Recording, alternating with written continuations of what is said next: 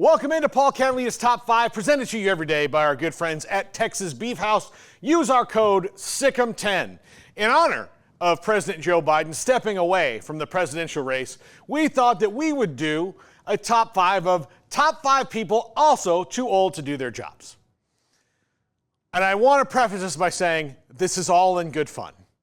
Please do not get sand in your parts about any joke that I make. This is the comedy disclaimer that is really sad that I have to make, but I'm doing it, and none of these things are political at all. I promise you that. So before you get excited and heated and triggered, these are all in the sports world, except for the last one, which is also not in the political world. Number 5. Miami tight end Cam McCormick. Who is Cam McCormick, you say? We've never heard of him. Oh, you have. He's a tight end that has played at Oregon and other places. He is in his 9th year of college eligibility. I'm sorry, Cam. I appreciate your stick-to-itiveness and your gutsiness to fight through all the injuries you have to stay in college for 9 years. But listen, Van Wilder, it's time to move on. It's time to move on. In the immortal words of Tom Petty, it's time to move on. It's time to get going. What lies ahead, I have no way of knowing. That needs to be you, Cam. Jump out into the world and start your life. 9 years is too much. I'm all about players' rights and all, but dear God, bridge too far. Number 4, this one kills me. It absolutely kills me. I love this man unconditionally. Unconditionally. I love him. But it's hard to watch him on TV now and not be worried.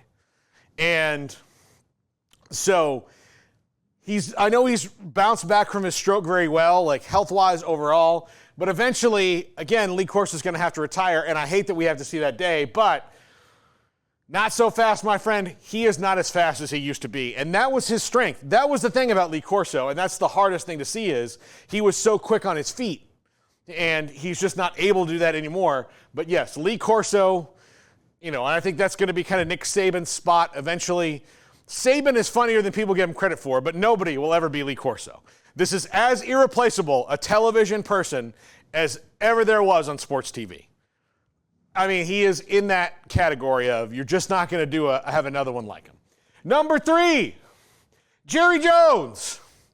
And I say this as a Cowboys reporter and a Cowboys fan, a Venn diagram that's unfortunate.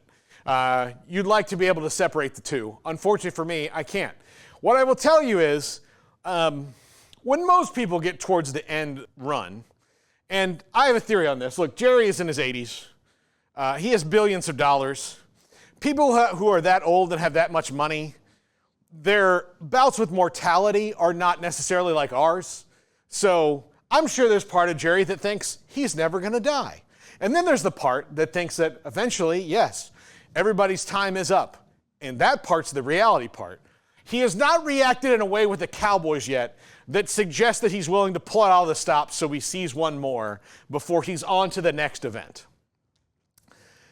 But certainly, the way he says things now is way more off the cuff and a little bit more, bing, bing, bing, all in, we're all in.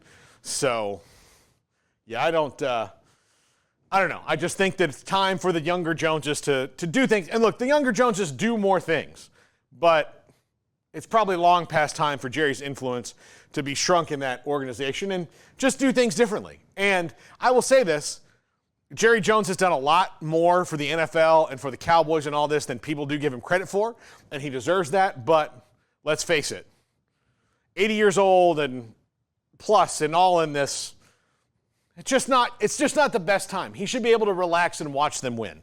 That's my point. Number 2, Alan Bowman.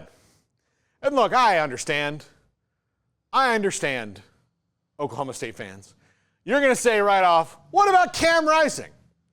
And I will say, absolutely. I almost put him up here together with Alan Bowman. But I knew that it would make you madder than the Utah fans, and Cam Rising is a little more fun to watch play. So Alan Bowman, in his 7th year in his 3rd school, and he's got an MBA already, He's got a retirement plan. He's got, I don't know. I mean, I'm sure like when an insurance commercial comes on, he's like, oh, Allstate. I'll look into that. That's Alan Bowman. And I only picked him. Because I knew you'd get so mad about it. I'm just tweaking you a little bit, but Alan Bowman on this list, and not Cam Rising, even though Cam Rising should be on this list, but just to kind of tweak you a little bit. Just to tweak you, wet blanket, especially you. I hope you get super mad. Love you guys, really, really do, but you get really mad when criticized, and I enjoy it so much. It is my cocaine.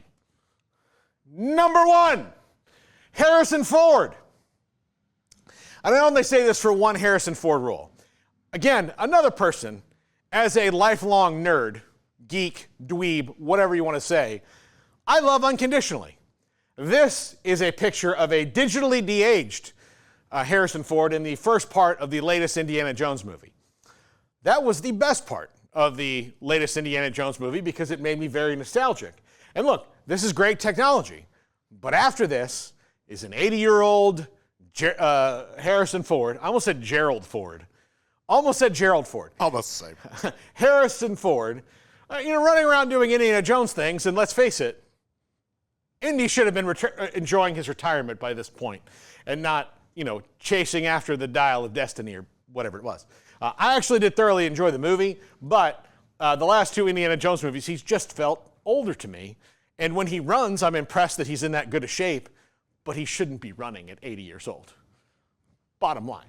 So, Harrison Ford, again, to Harrison Ford and Lee Corso especially, I love you both unconditionally. There's really very few things you could do to make me not love you, but let's get to the point here. Also, I would like to point out that Harrison Ford, Lee Corso, and Jerry Jones are all in their 80s, and Cam McCormick and Alan Bowman are in their 20s.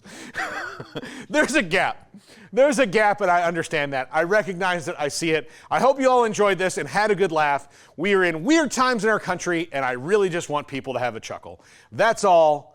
Love you guys. We're wrapping it up right now.